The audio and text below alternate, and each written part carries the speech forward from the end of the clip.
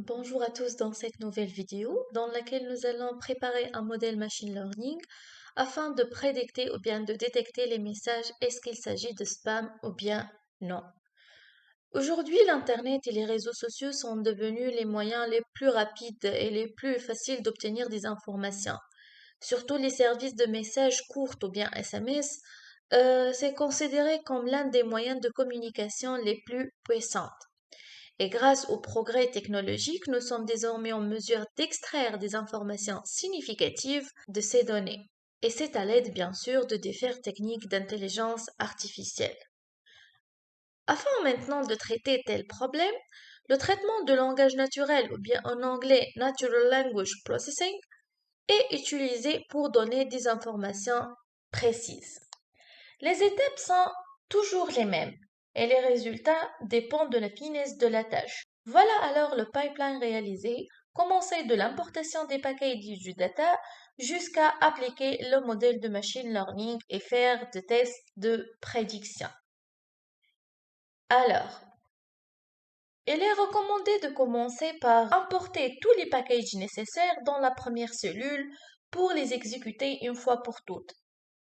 Là, on trouve Pandas pour la manipulation des data frames, aussi, aussi les expressions régulières pour toute cleaning du texte ou bien du data. On a aussi implémenté Matplotlib et Cpon pour toute partie de visualisation et scikit-learn pour tout ce qui est application du modèle ou bien faire le test. Les modèles qu'on va les utiliser, c'est Logistic Regression, SVM, Decision Tree et KNN, c'est K-Neighbor, Nearest Neighbor Classifier, bien sûr. Alors, on va fermer cette cellule. Et pour l'importation du données, nous allons utiliser dans cet exemple le jeu de données suivant. Vu que le data frame est trop large, on va utiliser le codage de caractères de ce jeu qui est latin 1. Cette data frame ou bien ce jeu de données ont besoin d'avoir une partie de nettoyage avant de pouvoir réaliser la moindre de classification. Mais avant de le nettoyer, une partie ou bien une petite partie d'analyse exploratoire et statistique est nécessaire. Là, on a affiché la dimension de notre data, 5572 lignes par 5 colonnes. Pour les types de chaque colonne, ce sont tous de type objet.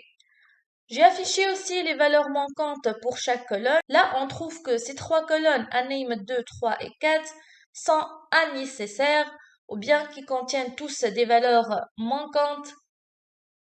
Ils ne sont pas nécessaires, ils peuvent être donc supprimés car ils ne seront pas utiles pour la construction de notre modèle. Alors, dans une autre ou bien dans une nouvelle data frame, j'ai conservé seulement les deux colonnes V1 et V2 qui contiennent le type de message, est-ce qu'il s'agit de spam ou bien de ham, c'est-à-dire non spam, et du message. J'ai affiché maintenant quelques statistiques avec la méthode describe. Là, on a affiché que les valeurs uniques de V1 sont 2, seulement 2, c'est-à-dire spam ou bien ham. Et pour le V2 qui est le message, parmi 5572 messages, il existe 5169 seulement des messages uniques, c'est-à-dire il existe des messages dupliqués à vérifier dans ce qui suit. Pour la partie de visualisation, il faut passer bien sûr par une partie exploratoire visuelle. J'ai utilisé Plotly Express, qui est un excellent moyen d'afficher rapidement les données à l'aide d'un seul type de graphe. Il a des fonctionnalités importantes comme l'interactivité et l'animation lors de l'affichage. Alors, j'ai fait sortir ici la distribution du label. Là, nous avons 4825 messages de type ham, alors qu'on a 747 messages de type spam. Et ça peut faire un peu du problème parce que le modèle va s'entraîner beaucoup sur les messages ham alors que spam. Il existe peut-être une possibilité de overfitting entraîner le modèle sur les types ham. J'ai aussi affiché le pourcentage de chaque type sous forme de pi.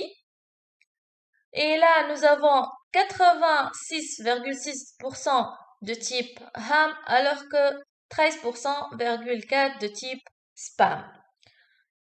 Avant de passer à faire les traitements avancés, j'ai décidé de commencer par nettoyer les textes, puis je vais au fur et à mesure que je cherche dans les datas et j'essaie de faire les traitements nécessaires. Pour la partie pre-processing, bien sûr, j'ai utilisé les expressions régulières, également appelées regex. Il suffit d'utiliser le module ou bien d'importer le module RE et commencer. Dans cet exemple, j'ai essayé d'utiliser les expressions régulières possibles une fois pour toutes. Dans une première fonction, j'ai passé à standardiser le texte, c'est-à-dire de travailler sur le même échantillon, de convertir tout le texte en minuscules. J'ai remarqué qu'il existe des emojis. Par exemple, là, dans la dataset, c'est I'm watching here avec un smile. Donc, j'ai préparé une fonction pour supprimer toutes les emojis possibles. Et bien sûr, j'ai appliqué cette fonction. Alors, ici, j'ai essayé aussi de supprimer s'il existe des hashtags ou bien des symboles de hashtag. Dans cette fonction, j'ai supprimé les espaces supplémentaires au début, au fin ou bien au milieu. Pour que la côté de vérification ou bien d'affichage, voilà alors le texte est en minuscule jusqu'à maintenant. Et dans le corps des messages, ce sont il existe des changements bien sûr. Dans cette fonction cleanText, j'ai essayé d'éliminer toutes les ponctuations qui perturbent peut-être le texte. J'ai fait alors une vérification pour la ligne 16, puisqu'elle existe ici 18 en -2 à propos le titre V1 et puisqu'il commence de 0, c'est-à-dire la ligne 16. Et voilà, le message est bien préparé en minuscules, sans ponctuation, sans espace supplémentaire, sans emoji et sans aucun type de symbole. Ici, j'ai remplacé les valeurs du label en entier 0 et 1. 0 pour les messages ham, 1 pour les messages spam.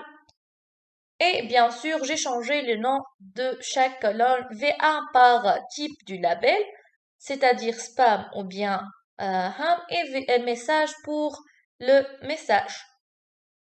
Alors, pour la vérification maintenant, j'ai affiché 3 lignes au hasard avec sample.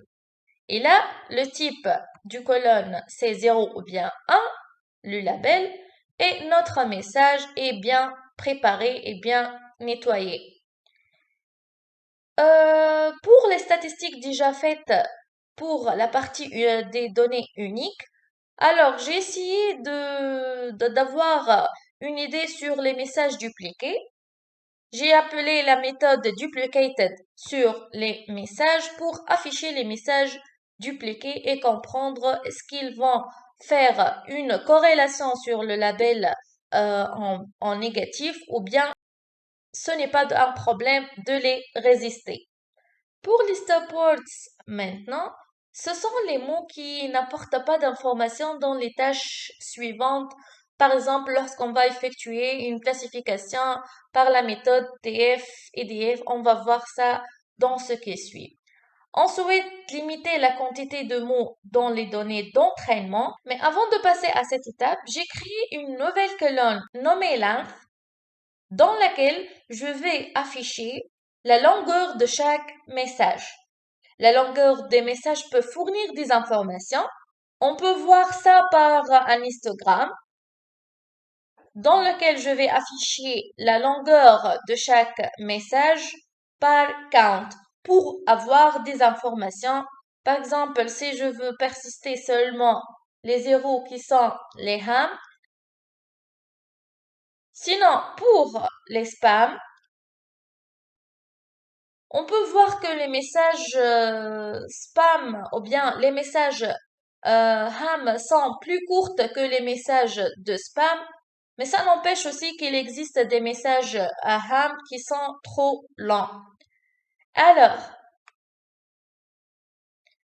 avoir une vue de mots les plus couramment utilisés dans les spams et les ham nous aidera aussi à mieux comprendre l'ensemble de données. Un nuage de mots ou bien word cloud peut nous aider à comprendre le type de mots dominant dans chaque classe. Pour créer un nuage de mots ou encore word cloud, il faut séparer tout d'abord les deux classes en deux blocs de données pandas et ajouter une simple fonction showWordCloud qui va nous donner comme plot les mots les plus utilisés. Alors, pour les spam messages ou bien les messages spam, les mots les plus couramment utilisés, c'est call, now, free surtout, texte et mobile. Ce sont tous des messages de proposition, des messages de stimulation des clients, stimulation d'achat. Alors, de l'autre côté, pour les messages ham, ce sont les messages normaux. Donc, il existe par exemple un message d'amour, love, I am, will, now, time, got, don't, c'est-à-dire des messages de type normal.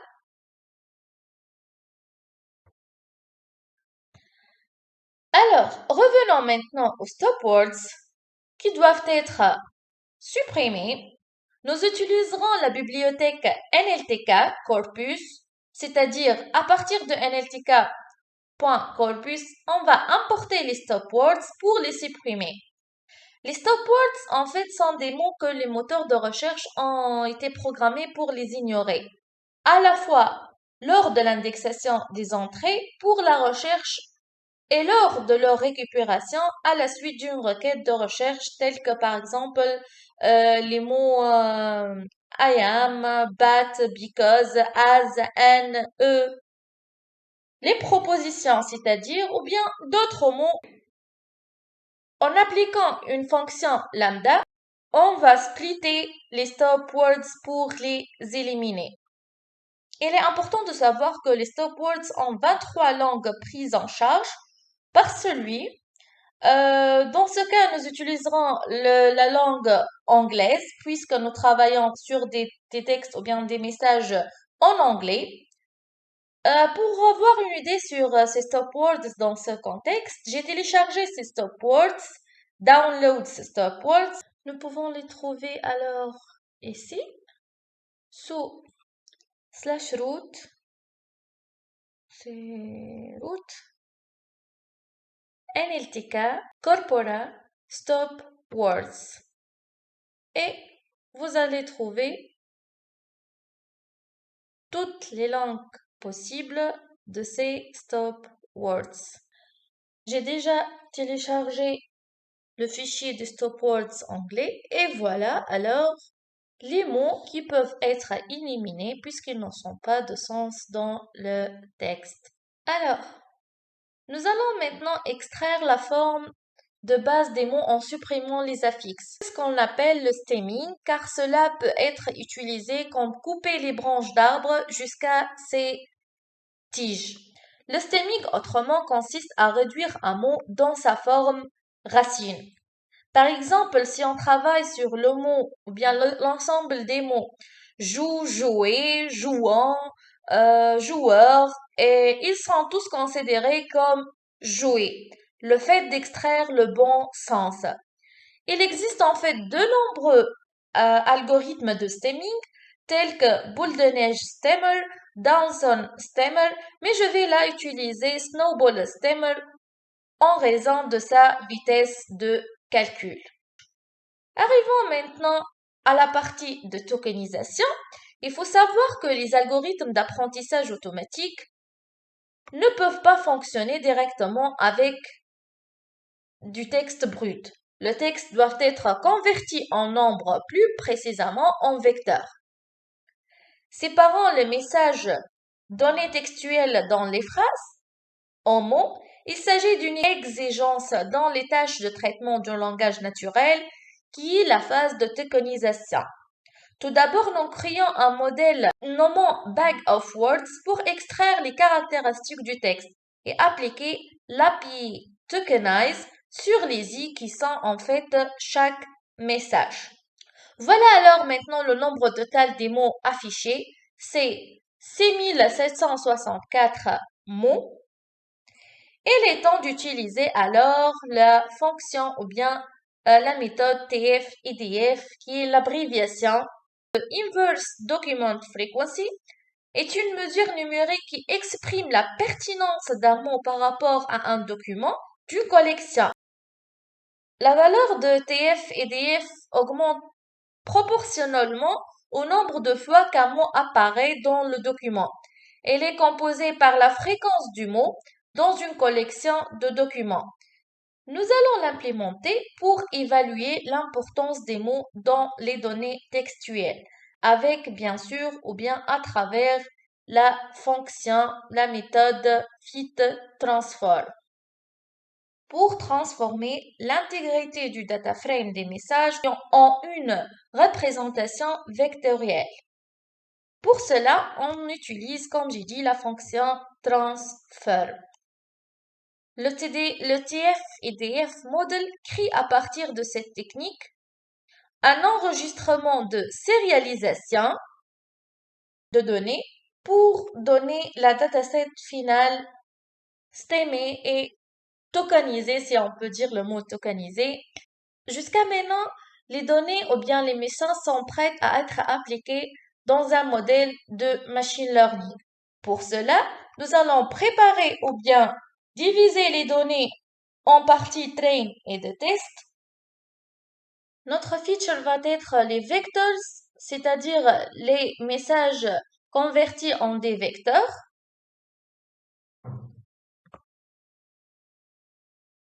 Et notre label, bien sûr, c'est le type de message. Est-ce qu'il s'agit de spam ou bien il s'agit de type HA. J'ai appelé alors la méthode train test split pour diviser notre donnée en feature et en label de train et de test. Tout en choisir le size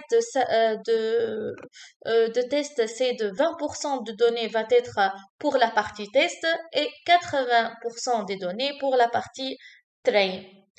Alors, j'ai fait quelques comparaisons des modèles à appliquer pour trouver le meilleur modèle à adapter avec les meilleurs paramètres, tout en utilisant le Grid Search CV qui nous permettra d'appeler les différents modèles avec ces différentes possibilités de paramètres là et essayer d'apprendre ou bien de fitter ce modèle par l'ensemble de données afin de faire un tableau comparatif contenant chaque modèle, son meilleur score et ses best paramètres. Alors, j'ai commencé à initialiser une liste vide qui contient à chaque fois ces données, ces informations du tableau comparatif. J'ai commencé par le modèle K-nearest neighbor. J'ai appelé les deux populaires paramètres, nombre de n du cas bien sûr, et le weight soit uniforme or distance. J'ai appelé le shuffle split pour fournir des indices pour diviser les données ensemble de train et de test à chaque fois. Et j'ai aussi appelé le grid search CV sur le KNN pour avoir les best paramètres tout en ajoutant à chaque fois les meilleurs paramètres à notre score list. Pour le KNN, on a trouvé le meilleur score, c'est de presque 85% avec un K égal à 2 et distance comme weights. De la même façon, j'ai utilisé le modèle Decision Tree Classifier tout en ajoutant les possibilités de chaque paramètre splitter, best ou bien random, le max depth et le mean sample split, toutes les possibilités pour avoir comme meilleur score, c'est 95% de 6, etc. avec un max z égale à 10, min sample split set et le splitter va être de type best. Pour la régression logistique, on va seulement avoir le paramètre penalty, soit L1 ou bien L2. Toute une documentation est disponible sur le site de Scikit-Learn. J'ai terminé avec le SVM pour avoir 0,67,7604, etc. de best score avec les meilleurs paramètres gamma comme scale et le kernel linéaire. Alors, comme résultat d'un tableau comparatif dans lequel j'ai pris le modèle, le best score et les best paramètres. Si on va faire une comparaison entre ces quatre modèles KNN, Decision Tree, Logistic Regression et SVM, on trouve que le SVM, c'est le meilleur paramètre à adapter dans notre cas avec les meilleurs paramètres gamma, scale et kernel de type linéaire. Alors, il est temps d'appliquer ce modèle sur nos données. J'ai initialisé notre modèle nommé SVM tout en appelant le modèle SVC, Support Vector Classifier, avec les best paramètres kernel linear et gamma scale. On a traîné notre modèle pour, et bien sûr, je vais tester le score dans ce qui suit, mais j'ai essayé d'avoir ce qu'il a prédicté exactement, mais pour faire un bon test de score et de performance de modèle, nous allons utiliser le score, mais aussi la matrice de confusion et la classification report ou bien le rapport de classification. Alors, pour la partie de score maintenant, le score c'est de 97,93. Et si je vais tester le score de train et de test pour savoir s'il existe de overfitting, underfitting ou bien best fitting, nous avons comme score de train c'est de 99%. Je vais faire le round de 2, c'est-à-dire garder seulement deux chiffres après la virgule. Et là, nous avons 99% du parti train, c'est comme score, et pour le score de test, c'est de 98%. C'est-à-dire, ils sont presque similaires, donc nous avons un best fitting avec un modèle qui est vraiment assez performant que possible. Parce qu'avoir 100% comme score, c'est presque impossible et c'est avoir un overfitting. Alors, pour la matrice de confusion maintenant, en fait, nous appelons la méthode Confusion Matrix tout en comparant l'Y-pred et l'Y-test. Alors, pour mieux comprendre cette matrice de confusion, j'ai préparé ce paint. Alors, là existe le Y, c'est-à-dire le Y réel. Et là, c'est-à-dire le label réel, soit true ou bien false. Et ça, l'Y estimé, c'est-à-dire prédicté true, soit prédicté false, c'est-à-dire là va donner Y true et estimé true. Par exemple, je vais donner un cas plus simple. Si un patient malade ou bien non malade, là, c'est-à-dire le patient est malade et il est prédicté comme malade. Donc, c'est tout à fait correct. Là, le patient n'est pas malade, c'est-à-dire false, mais il est prédicté malade. Ça va faire un problème de prédiction, mais il est peut-être considéré comme n'est pas assez ou bien trop dangereux parce qu'on peut donner quelques médicaments à un patient qui n'est pas malade. Mais le plus dangereux, c'est cette case, c'est de faire prédictive, c'est d'avoir une valeur trop, mais prédictée false. C'est-à-dire, un patient qui est malade mais il est prédicté non malade. Donc ça, c'est la case ou bien la partie la plus dangereuse à remarquer dans la matrice de confusion. Ce sont les deux cases bien prédictées. Reste pour le false true et le true false et comme j'ai dit, le plus dangereux, c'est le true false, c'est-à-dire une valeur prédictée true qu'elle est false. Revenons alors dans notre exemple. Les valeurs prédictées true alors qu'elle est force c'est 3, c'est-à-dire elle est bien minimisée. Les données true c'est de 962 et pour les false c'est 130, c'est-à-dire notre modèle est vraiment performant. Arrivons maintenant au classification report ou bien rapport de classification. Là, il faut comprendre trois parties. L'accuracy,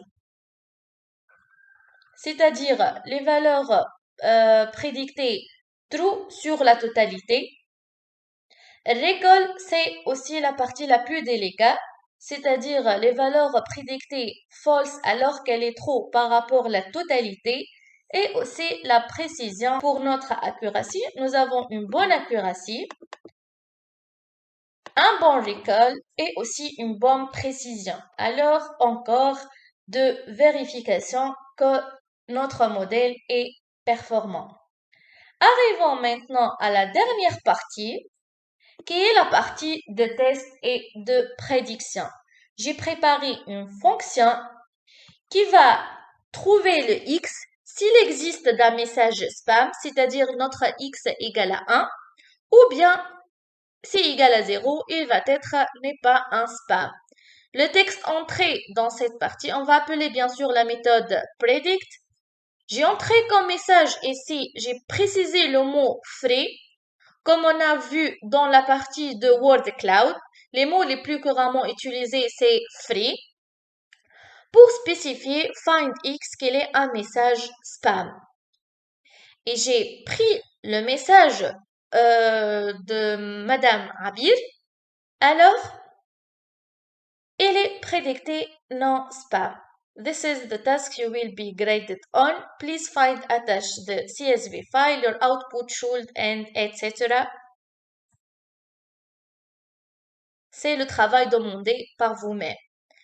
Il est prédicté, bien sûr, comme non spam parce qu'il est un message normal entre deux personnes. Voilà alors l'exemple réalisé pour aujourd'hui. On peut s'avancer même plus avant par exemple, préparer une interface utilisateur web, implémenter ce modèle pour faire une prédiction interactive. Mais aujourd'hui, on va s'arrêter à cette étape et merci.